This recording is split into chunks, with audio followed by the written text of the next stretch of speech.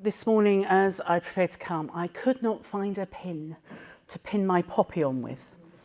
And then because I brought Catherine, I said to Catherine, text her and said, can you find a pin? Completely forgetting that she's just moved. And there are just boxes everywhere. And she managed to find a safety pin, so my poppy is there. But it reminded me, of course, of this weekend that we are about to keep, really. And I think there is something really poignant about us gathering as a Diocesan Synod in this season of All Saints and Remembrance, preparing in our different ways to keep Remembrance Sunday after our journey through All Saints and All Souls.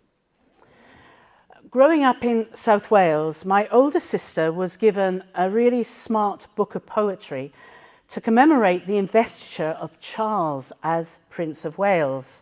For those who might remember, it was 1969. I really was too young to receive one. But I remember the book really vividly because we'd never really had one like it before. It had a green cover, hardback, with the Welsh feathers, an ichdi, German quote for a Welsh prince, embossed on the front. Ichdi meaning I serve in German. And of course, poetry was a brave choice for Valley children. And on the front, it had this phrase, it had, "There's rosemary for remembrance. There's rosemary for remembrance." And always, since 1969, I was for There's No Secrets in the Church of England as a bishop. Since then, I always associate the herb rosemary with remembrance because of that cover. Just imbibed it, didn't really think about it. And I thought it was really normal until I tried to use it in a remembrance all-age service, which is not to be repeated. It was 40 years before I learned where that phrase came from, and there will be some of you sitting there who know. I'm not going to ask you. I can see you looking smug already. But the phrase comes from Shakespeare. It comes from Ophelia's speech in Hamlet, where Ophelia, having lost her reason through the grief for her father, is wandering through the palace, looking at the herbs and says, "This rosemary, that's for remembrance. Pray you, love, remember. This rosemary, that's for remembrance. Pray you, love, remember." And the reason I learnt where that quote came from was because I found this most beautiful book, Pray, Love, Remember, by Michael Maine, who was the Dean of Westminster Abbey. It's really beautiful. In it, he described a new memorial stone that was laid on the forecourt of Westminster Abbey that everyone can see outside the main west doors in public view, just a short distance from the tomb of the unknown soldier or the unknown warrior. And it's called the Innocent Victims Memorial. The Innocent Victims Memorial. And at the centre, in the circle, the biggest letters say "Remember." And above and below it says, "All innocent victims of repression, violence and war." And circling it are the words from the Book of Lamentations about ruined Jerusalem. "Is it nothing to you who pass by? Is it nothing to you who pass by?" And of course, that's a phrase that then came into the Christian tradition as we think of Jesus crucified outside the city walls as well. I was very moved when I went to London not long after reading that and went and stood by it and saw both the tomb of the unknown warrior and saw that for the innocent victims as well. And there it is, where you can walk over it or you can look at it. And some of you will have seen it. And if you haven't, then when you're next in London, if you're going at all, I just encourage you to go and look at that memorial to the innocent victims of oppression, violence and war. There is something about these times that we live in, these times that we have been meeting as a synod, that this time of remembrance shows us what really matters. And I think this memorial for the innocent, nameless victims is something that we should hold before us this weekend as we meet. Because during these last years, the sense of the innocent, nameless victims of all the conflict in the world around us and within our own societies and communities have been very clear, from Ukraine to Sudan, Israel, Gaza, Southport, just the different places where those who have nothing to do with the politics or the circumstances are caught up, especially children. And so it is a time to remember and not forget those who are nameless. And I think to thank God for the journalists who help us to see and not forget, who help us to remember, who hold before us that which we do not wish to see. And many have paid with their lives, as we know, especially in Gaza. Remembrance is so important. I'm reminded of the Miners' Memorial in the cathedral, which makes visible the tremendous loss of life of men and boys down the pit, and the cost of wealth generation in many industries across our world. Remembering is our calling as Christians. Do this in remembrance of me. It is at the heart of who we are. We remember the suffering death of Jesus in bread and wine, that death which makes possible the hope of the new creation, revealed at Easter, a kingdom of justice and peace that we are called to long for and strive for. And to be remembered literally means to be put back together, to be joined back together, to be made part of a body again, the members made part of the body, to be joined, to belong. And Michael Main in his book says this: to be remembered is our destiny. To be remembered is our destiny. That is what every church on earth exists to do, to bring us into the kingdom, damaged, dysfunctional people that we are, but remember us, recreate us as the body of Christ in the new creation that it has exists since that first Easter day. It is our destiny to be remembered into the body of Jesus Christ, all of humankind and our suffering world as well. That is the gift of Christ, the innocent Lamb of God who takes away the sin of the world, who grants us peace, whose kingdom we long for. And on weekends like this, I think we see clearly why we must long. There are moments like these when, as Diocesan Synod, in the midst of our plans and our purposes, in the midst of our vision for growth, in our longing for new disciples, in our budgets and our anxieties, in our own internal strife and dismemberedness, in our business, we must step back and remember the vastness of the healing and wholeness offered to our world in Jesus Christ through the cross and the resurrection, and his remembering of us and our need of him, which is not for us to hold on to, but is the gift for the world that we are set within as well.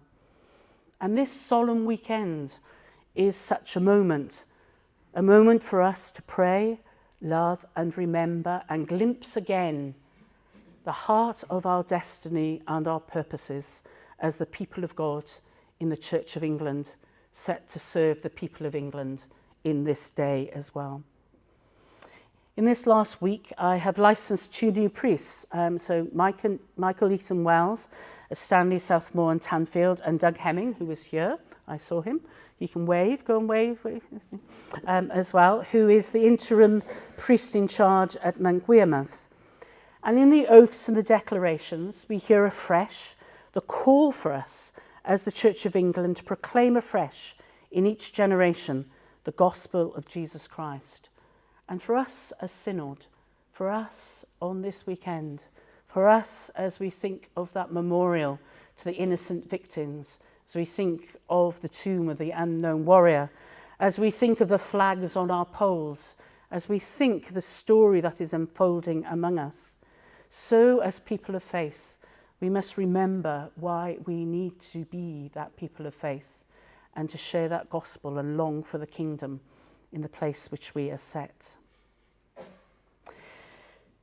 This is also the year anniversary of the Making Review, and we remember afresh the deep harm caused by the abuse of John Smythe and the failure of the Church's response, the innocent victims and the survivors of abuse. In the progress report, which was issued by the Church of England on November the 4th, we learned that 24 of the recommendations have been accepted in full and 3 in part. And the lead bishop says this: "Our commitment is clear: to create a church safe for all, where safeguarding is everyone's responsibility and where survivors' voices inform our decision. We know this process will require humility, accountability, and sustained action." Here in our diocese, and I hope here in Diocesan Synod, we affirm that commitment, and there is substantive work for us to take forward to implement the unique audit report's recommendations that will move us along that path. And I am so grateful yet again for the dedication of our safeguarding team led by Beth Miller and with Wendy, and the work that takes place daily in our parishes, keeping especially the vulnerable safe in our work of our local PSOs. The publishing of the Making Review broke and reshaped and is reshaping our church, and we continue to work through those implications. A key part of the outcome of Making was, of course, the resignation of the Archbishop of Canterbury. And last month, we heard that the Bishop of London, Sarah Mullally, will be the 106th Archbishop of Canterbury, welcomed by many, clearly not by all. And she will be installed in Canterbury on the 25th of March, which, for those who are more Catholic, will remember is the Feast of the Annunciation, the moment of the gift of Christ to us, made possible by Mary's yes. It is also the UN Day for remembering the victims of slavery and the transatlantic slave trade, which also shapes our present as well as our future. Bishop Sarah, in her acceptance address, said, "In every church, you will encounter Jesus Christ and his teaching to love one another, our source and our standard, our source and our standard. This is both gift and responsibility. Jesus Christ is the life-changing hope that brings us together as church, even in our brokenness and messiness, and sends us out into the world to witness to that love."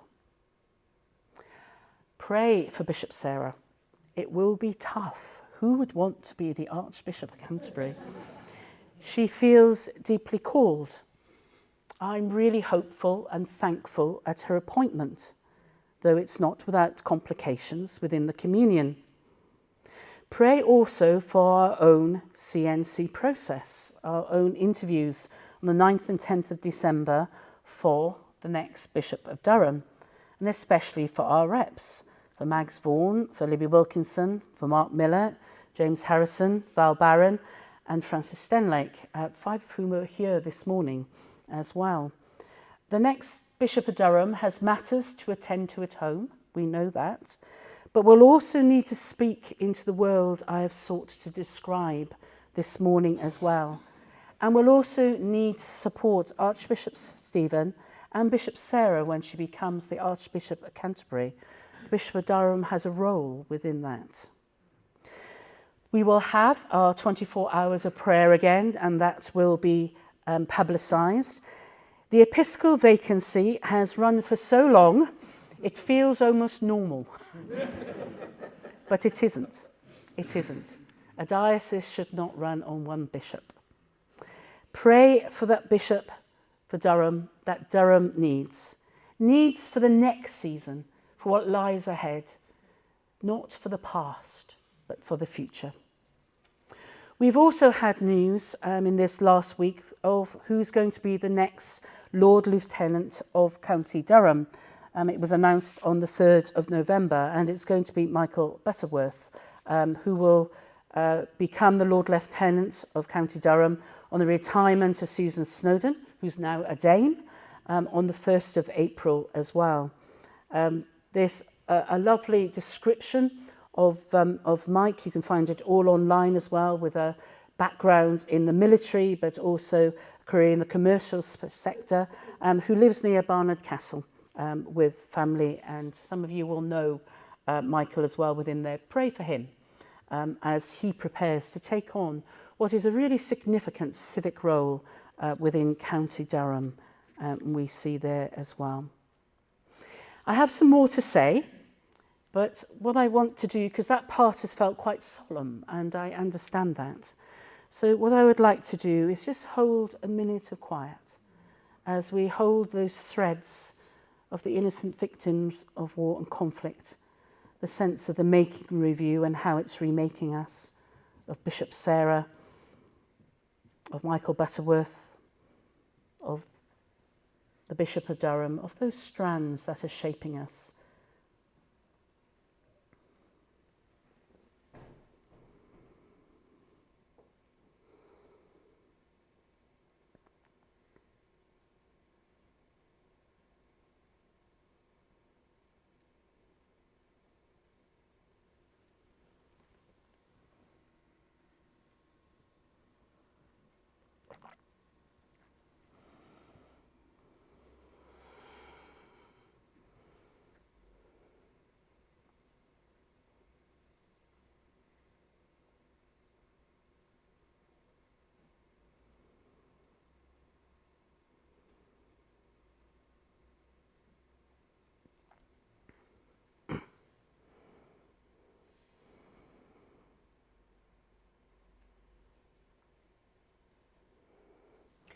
And all God's people said, Amen. I want you to finish on a note of encouragement. Really, very simply, touching on some of the things that we've touched on as a synod on many times. Simply to remind you, since we've met, we've had the summer gathering of the clergy conference at the Radisson Blu, and how we managed to do that is through the generosity of Lord Crewe and Libby's vision of going somewhere nice. See, we still remember. But actually, it was a really special time. There were 127 clergy from across all the diocese and the chaplaincies, and it was lovely to see really just the sense of heart that there is within the clergy as well, within that. And we know that there's been significant strides on clergy well-being, which has been a concern of this synod on many occasions. And we note the restoration of the pension back to the 2011 setting, really, and the stipend increase, which will make a huge difference for so many people. And we note that with thanksgiving, even while we recognise that it is still a struggle, and for many people who are not clergy within our communities in the North East. But we are really grateful and thankful for that, and for those moments being able to join together. I also wanted to say about the lay ministry service, which was a really special moment for me within the cathedral, where we had 17 lay people who took on new ministries within the church. We had 4 LLMs, 1 lay pastoral minister, 1 lay chaplain, 1 lay minister of the word, and we had seven lay children's chaplains. It was such a special occasion. And always, I think, we have to practice the discipline of, when we speak of clergy and lay, or lay and clergy, remembering that it's together that we serve Christ. And so to see that encouragement among the rising up of vocations among the lay has been really, really important. Since we last met, we've also had the appointment of the Archdeacon of Sunderland, which you're probably all used to already. Catherine, where is she?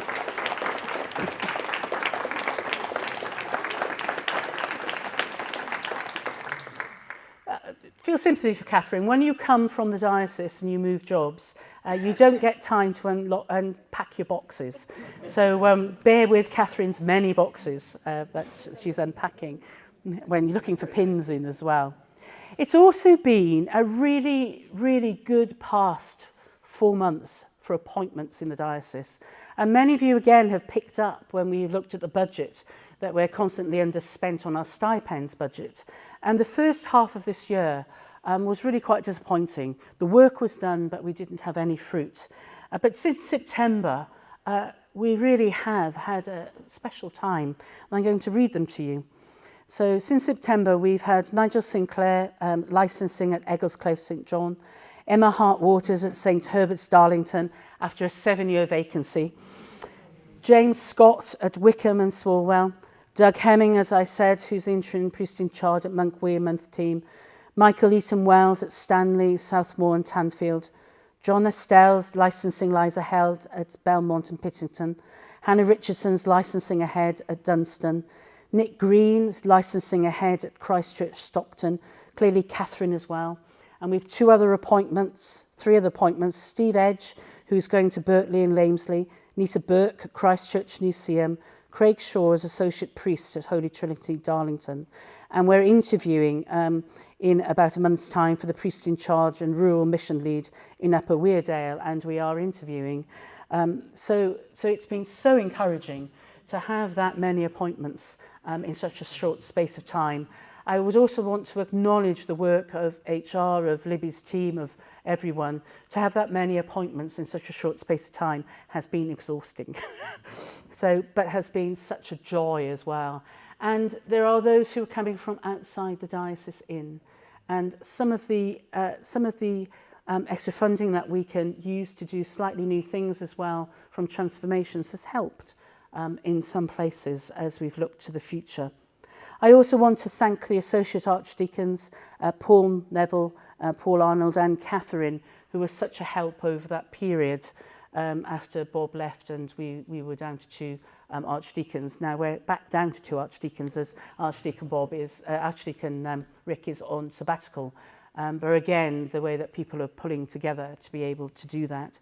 So there is so much to encourage and give thanks for, including all those people in all those churches I've just read out who've been working away during vacancy, which can be so exhausting as well.